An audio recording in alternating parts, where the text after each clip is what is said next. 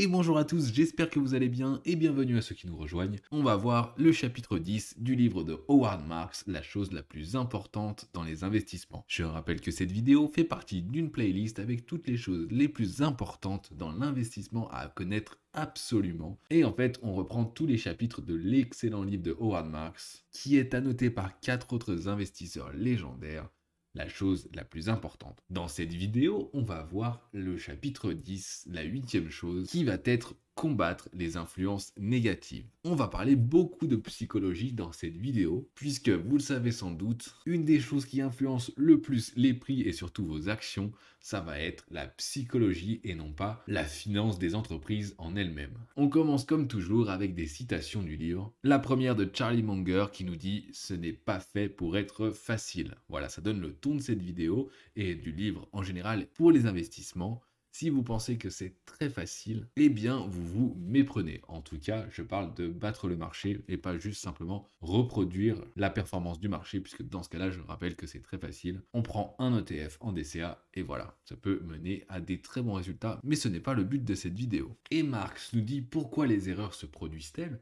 Eh bien simplement parce que investir est une action réalisée par des êtres humains, dont la plupart sont soumis à leur psychisme et à leurs émotions. Mais moi je pense que c'est même plus que la plupart, hein, c'est tous les humains, c'est tout le monde, tous ceux qui investissent, eh bien ont des émotions. En tout cas, j'ose l'espérer. Alors de quoi on parle quand on parle d'influence psychologique ? Eh bien tout simplement, on va parler de choses que vous et moi, eh bien on ressent quotidiennement, en tout cas quand on veut investir. On va bien sûr les développer tout au long de cette vidéo. On va avoir le désir d'avoir plus, la crainte de passer à côté de quelque chose, la tendance à se comparer aux autres, l'influence de la foule, le rêve de certitude. On est absolument sûr cette fois-ci que ça va se passer comme ceci pour telle ou telle raison. Voilà, donc déjà si vous vous reconnaissez là-dedans, dans toutes ces choses, ou au moins dans l'une de ces choses, eh bien vous allez forcément être intéressé par cette vidéo et le développement que l'on va effectuer juste après. Et cette psychologie, elle va amener vers des résultats. Il va en découler des erreurs qui vont être fréquentes,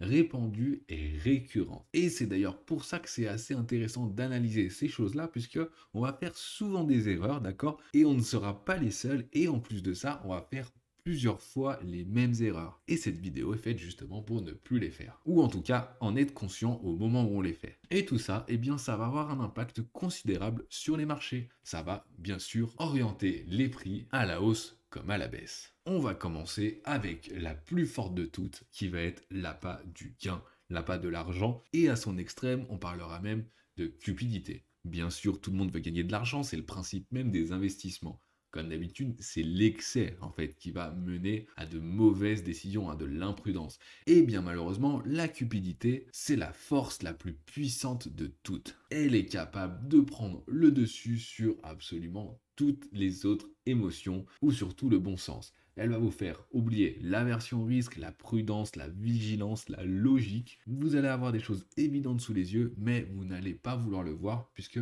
vous allez vouloir plus d'argent, plus de rendement. Ça va même vous faire oublier les leçons douloureuses du passé que vous auriez pu avoir pour exactement la même situation. Ça va ronger également votre détermination et l'appréhension et même tout ce qui peut vous empêcher de faire des grosses erreurs. Et oui, la cupidité est l'une des choses qui fait perdre le plus d'argent aux investisseurs. Plus on en veut et plus on a de chances de perdre. Comme l'a dit Warren Buffett, la bourse est un lieu où se transfère l'argent de l'impatient au patient. Et quand on veut gagner trop vite, on est dans l'impatience et c'est là qu'on va perdre de l'argent. Alors ne soyez pas trop greed, trop avide et tout se passera bien. Ensuite, on va avoir la peur. J'en parle également énormément dans les vidéos. La peur peut nous faire faire des choses complètement stupides également, des choses complètement même irrationnelles. Et la peur à son extrême peut se rapprocher de la panique. Et cette panique, elle va nous empêcher de mener des actions constructives lorsque l'on devrait. On va vouloir acheter trop haut, vendre trop bas, ou alors couper un investissement gagnant beaucoup trop tôt, en sachant que toutes ces émotions, ce n'est pas parce que vous les avez pas à un moment que vous n'allez pas les avoir. Puisque vous avez une certaine capacité à résister, mais par exemple, si à un moment vous manquez de sommeil, ou si vous avez des événements dans votre vie qui vont, eh bien, vous déstabiliser un petit peu, eh bien ces émotions vont prendre le dessus sur les investissements. Il faut faire attention que ce n'est pas une constante. Voilà, donc la peur, je pense que c'est pareil, je ne vais pas trop développer, vous connaissez un petit peu, et j'ai d'autres vidéos sur le sujet. Marx nous parle également de l'inaptitude à douter, ou plutôt de l'aptitude à douter, et il nous dit à quel point il est fasciné de voir les gens complètement oublier la logique, l'histoire, les règles traditionnelles et tout ce qu'ils avaient mis en place, toute leur stratégie en un clin d'œil, en une seconde, et bien ils changent d'avis d'un coup, alors qu'ils ont peut-être mis des années à construire une stratégie efficace, et d'un coup ils vont douter et tout déconstruire. Ou inversement, ne plus avoir aucun doute et prendre des décisions complètement irrationnelles. J'ai d'ailleurs moi-même goûté à ça, j'avais fait une stratégie sur les crypto-monnaies dans un bear market d'accumulation. C'était une stratégie parfaite. 2 ans à m'en tenir, à perdre de l'argent, et puis ensuite ça a explosé, donc c'était parfait. Mais au moment où ça a explosé, j'ai complètement changé ma stratégie et j'ai voulu shorter le Bitcoin en coupant mes investissements qui étaient largement gagnants. Et évidemment, le Bitcoin a continué à monter, donc j'ai perdu de l'argent et en plus j'ai raté le train. Je dirais même que le train m'a roulé dessus. J'ai encore une petite larme qui coule. Et c'est une petite citation de Démosthène, qui est un philosophe qui a vécu aux alentours de moins 350 avant Jésus-Christ, qui nous rappelle à l'ordre. Il disait déjà à cette époque-là: rien n'est plus facile que se duper soi-même. Pour chaque chose qu'un homme espère, il va alors croire qu'elle est vraie. Et oui, c'est une chose très vraie. On peut douter d'une chose pendant un petit moment et d'un coup, complètement oublier qu'on doutait, et on va croire qu'elle est vraie parce que on l'espère. Si c'est le cas d'un investissement, réfléchissez dès que vous êtes sûr de quelque chose, mettez-le là et regardez des contre-exemples et regardez des arguments qui disent le contraire de ce que vous pensez. C'est ultra important. La prochaine chose, ça va être le free lunch ou la silver bullet, boulette comme on dit, la balle d'argent ou le repas gratuit. On est tous à la recherche continuellement de quelque chose qui peut nous rapporter beaucoup d'argent sans risque. Et c'est super beau, c'est magnifique, hein. Il y a juste un petit détail, c'est que ça n'existe pas. Et si à la limite ça existe pendant un petit instant, quand les gens vont le découvrir, ça n'existera plus. Marx nous dit que lorsqu'un marché, un individu ou une technique d'investissement produit des rendements impressionnants sur une certaine durée, cela suscite une ferveur excessive et il appelle cette solution miracle la silver bullet. C'est exactement en fait ce qui se passe par exemple sur les ETF, sur le S&P 500 ou sur le Nasdaq par exemple. Je vous dis ça alors que moi-même je prône cette stratégie, hein, en tout cas pour le long terme, puisque sur les 20 dernières années, elle a très bien fonctionné, notamment grâce à la création magique de l'argent des États-Unis, hein. On est bien d'accord que c'est complètement décorrélé de l'économie, mais tant qu'ils auront leur stratégie de la dette, de planche à billets et de quantitative easing, eh bien tout se passera à peu près bien, ce sera gonflé magiquement. Sauf qu'à un moment, eh bien ça va s'arrêter forcément, puisque la charge de la dette est colossale, donc ça ne peut pas durer éternellement. Donc pour le moment, c'est une très bonne stratégie, mais à mon avis, à un moment, ça va coûter très cher. Et d'ailleurs, si vous avez déjà investi dans le Nasdaq, par exemple, vous savez qu'il y a quand même une forte volatilité. Si vous avez investi avant 2022, il a quand même perdu quasiment 50% de sa valeur. Donc, ce n'est pas non plus 100% gagnant sans aucun risque. Si quelqu'un vous vend une stratégie miracle, un rendement magnifique sans risque, fuyez, ça n'existe pas. Il y a une couille dans le potage. Mais alors pourquoi on y croit? Parce que Marx nous dit bien que personne n'est dupe, hein, personne n'est stupide. Et ça, il faut quand même bien se le rappeler, même si je suis pas totalement d'accord avec cette théorie. Mais bon, il nous dit, rappelez-vous que les théories, comme les rumeurs, si elles n'avaient pas un fond de vérité, personne n'aurait commencé à y croire. Et là, j'en reviens également à l'intelligence artificielle. Évidemment, c'est une révolution, mais ce n'est pas pour ça que les capitalisations vont monter au ciel. Maintenant, l'intelligence artificielle, c'est dans toutes les sauces. Chaque entreprise doit parler d'intelligence artificielle pour être achetée par les investisseurs.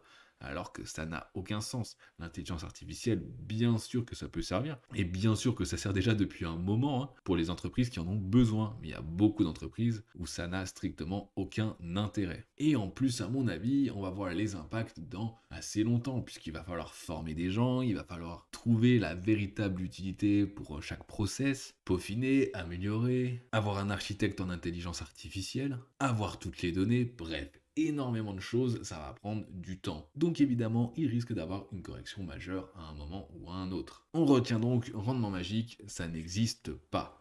Maintenant, on va voir la vie de masse. Nous sommes tous des moutons, que nous le voulions ou non. La pression sociale est extrêmement forte. Il y a énormément d'expériences en psychologie sociale, et d'ailleurs je trouve ça fascinant et extrêmement intéressant, et là on la voit, eh bien, dans le domaine de l'investissement, on voit les conséquences. Vous avez peut-être déjà entendu parler de l'expérience de H, qui est super intéressante et franchement, on a du mal à y croire tellement c'est bluffant. Si vous ne savez pas de quoi je parle, allez voir sur YouTube, il y a plein de vidéos dessus. En très rapidement, on montre deux images à des groupes différents. Un groupe avec que des personnes qui donnent leur avis séparément, où en gros, on demande à quelle lettre correspond ce bâton, d'accord? Donc on voit tous que c'est la lettre C, ok, c'est au même niveau. Il n'y a pas de doute possible. En tout cas, on ne croit pas. Donc personne ne se trompe dans le groupe où c'est tous dit séparément.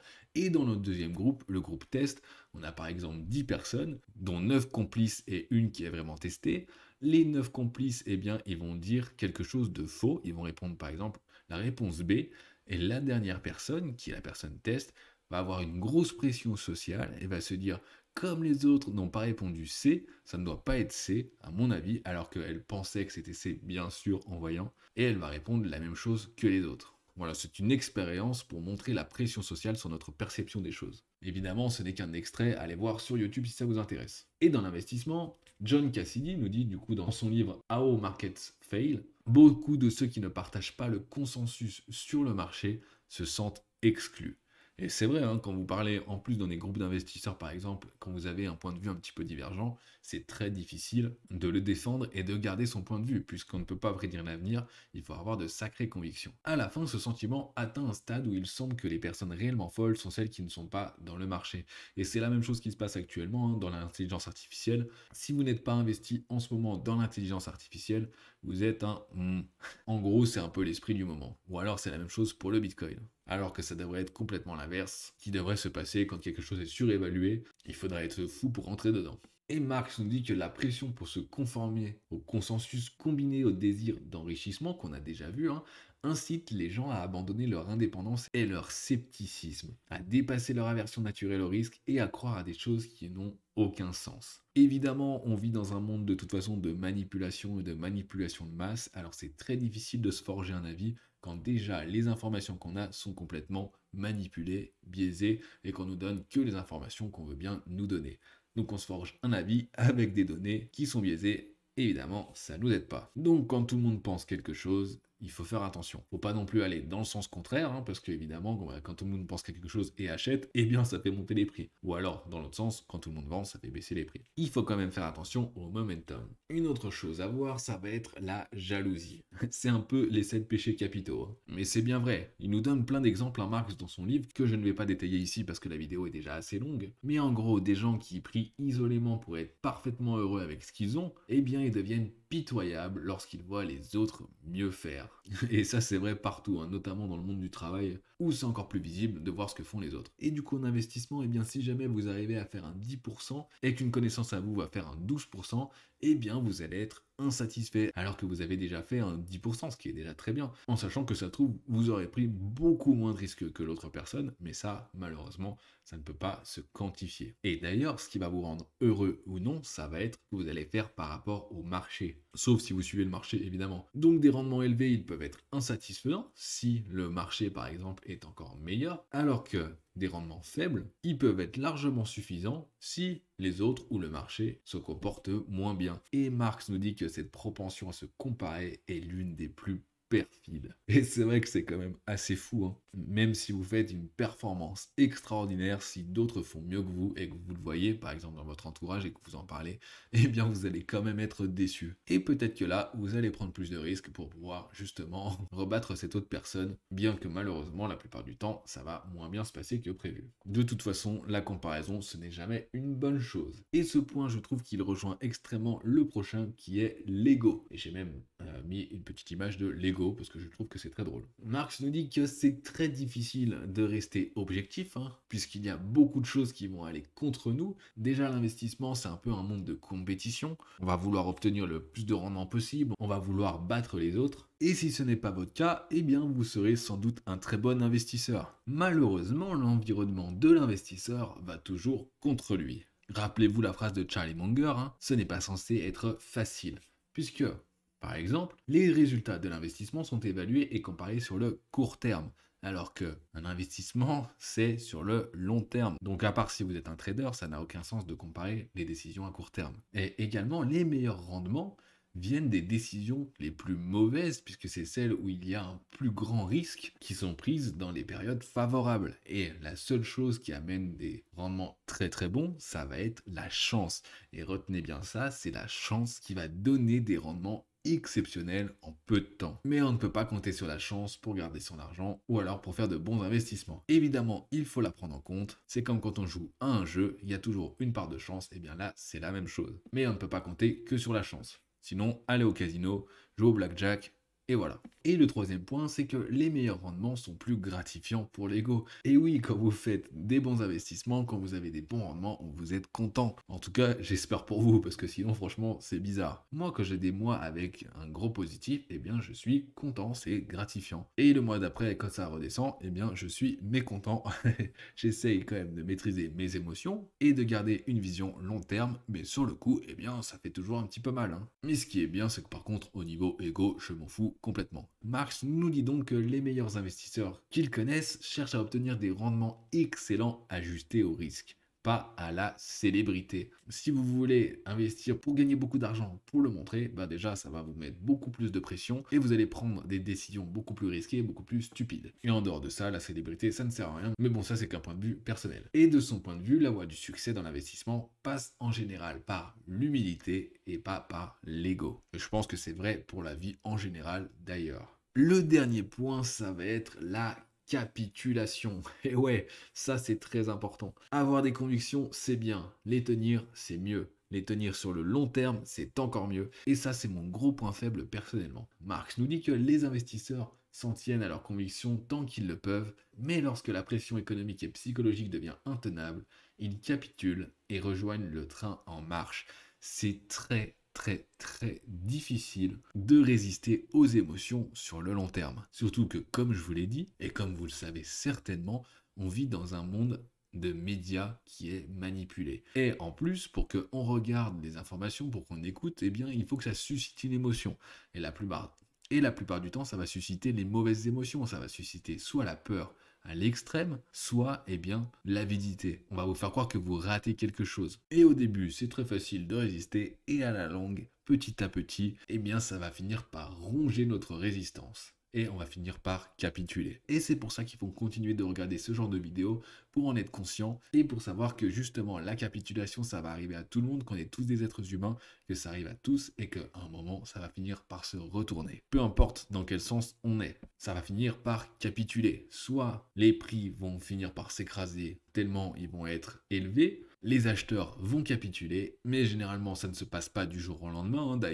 D'ailleurs, un marché se retourne rarement du jour au lendemain, sauf s'il y a une nouvelle extraordinaire, ou dans l'autre sens, eh bien quand justement un marché est au plus bas, eh ben il va y avoir une capitulation par le temps, et ceux qui sont encore dans le marché vont finir par partir, ils ne vont plus y croire et vont vouloir rentrer dans d'autres projets, dans d'autres actions, dans d'autres titres, ou alors changer complètement et aller acheter de l'immobilier. Enfin bon, c'est qu'un exemple. Bon, alors ça c'est très bien, on a vu eh bien toutes les influences négatives selon Marx, hein, toutes les plus importantes, mais comment on fait eh bien pour s'armer, comment on va faire justement pour se protéger de tout ça? Eh bien avant tout, je précise la fin, Marx nous dit qu'il n'est pas certain que tout cela suffise pour réussir, mais que ça peut nous permettre d'avoir la chance de nous en sortir. Donc, quelles sont les parades possibles? Évidemment, si vous avez vu les autres vidéos de ce livre, vous savez qu'on parle beaucoup de la valeur des actifs, hein. Donc, la première chose, eh bien, ça va être avoir un fort sens de la valeur intrinsèque. Puisque je vous rappelle, dans le temps, le prix va toujours se rapprocher de la valeur intrinsèque réelle. Ensuite, il nous dit qu'il faut avoir un acharnement pour agir lorsque les prix divergent de la valeur, qui sont complètement différents dans un sens ou dans un autre, il va falloir prendre des décisions en rapport avec ça. Il nous parle également de la connaissance suffisante des cycles passés. J'ai une vidéo, voire deux, dans cette playlist pour ça, qui sont à connaître surtout en ce moment. Une compréhension des effets pernicieux de la psychologie sur le processus de l'investissement, et encore plus dans les extrêmes de marché. Donc voilà, toute cette vidéo reprend ça. On a vu que notre cerveau était vicieux. Gardez en mémoire que c'était trop beau pour être vrai. Il n'existe pas de free lunch, il n'existe pas de silver bullet, de trucs magiques pour gagner de l'argent sans prendre de risques. La volonté de paraître dans l'erreur dans la mesure où les marchés évoluent d'erreurs de valorisation vers des erreurs encore plus importantes. Comme on l'a vu dans la vidéo du mouvement de balancier, le prix est très rarement au niveau de la valeur intrinsèque. L'équilibre ne reste jamais très équilibré. Et Marx nous dit que, eh bien, c'est plus facile d'avoir des collègues qui partagent vos idées, avec qui vous allez pouvoir vous soutenir mutuellement. Avoir plusieurs personnes qui pensent la même chose, eh bien, forcément, ça aide. Bien que, je vous dis, il faut toujours quand même avoir le point de vue opposé. Et bien sûr, le dernier point, c'est Marx qui nous dit ça, et même les 4 autres investisseurs légendaires. Il faut regarder cette chaîne, regarder ces vidéos sur la psychologie d'investissement, et c'est ça qui va tout changer. Si, c'est Marx qui dit ça. Hein. Allez, pour conclure, eh bien, on va reprendre la phrase de Démosthène, parce que je trouve qu'elle est parfaite pour conclure ce chapitre sur les influences négatives. On a vu tout ce qu'elles étaient, et d'ailleurs, vous voyez que si vous vous améliorez en investissement, vous allez également vous améliorer dans d'autres choses de la vie, puisque ce sont des principes qui s'appliquent dans beaucoup de domaines. Donc, notre phrase de Démosthène: